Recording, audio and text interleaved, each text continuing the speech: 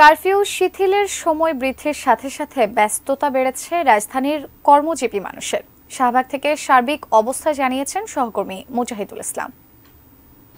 আপনি জানেন যে কোঠার সংস্কার আন্দোলনকে কেন্দ্র করে পরবর্তীতে যে সহিংসতা হয়েছিল তাতে কিন্তু মানুষের জীবনে একটা স্থবিরতা কাজ করছিল। তার সাথে সাথে কারফিউ আইন শৃঙ্খলা ঠিক করার জন্য কিন্তু কারফিউ ঘোষণা করা হয়েছিল এবং এই কারফিউ থেকে মানুষের জনজীবনে কিন্তু বেশ প্রভাব পড়েছিল এবং রোববার থেকে কিন্তু কারফিউ শিথিলের যে সময় সেই সময়টা বৃদ্ধি পেয়েছে এবং অফিসের সময়টাকেও বৃদ্ধি করা হয়েছে এবং আমরা এই মুহূর্তে আছি রাজধানীর শাহবাগ এলাকাতে। আপনি জানেন যে এটা বেশ ব্যস্ত এলাকা, যেটি আমরা দেখতে পাচ্ছি যে সকাল থেকে কিন্তু রাজধানীর শাহবাগে বেশ ব্যস্ততা বেড়েছে এবং এই গত কয়েকদিনের সহিংস আন্দোলন এবং কারফিউয়ের যে ব্যাপারটা ছিল সেটিতে কিন্তু মানুষের কাজ কিছুটা হলেও পিছিয়ে গিয়েছিল এবং এই কাজ পেছানো কাজগুলোকে সামনে আগানোর জন্য কিন্তু মানুষের যে ব্যস্ততাটা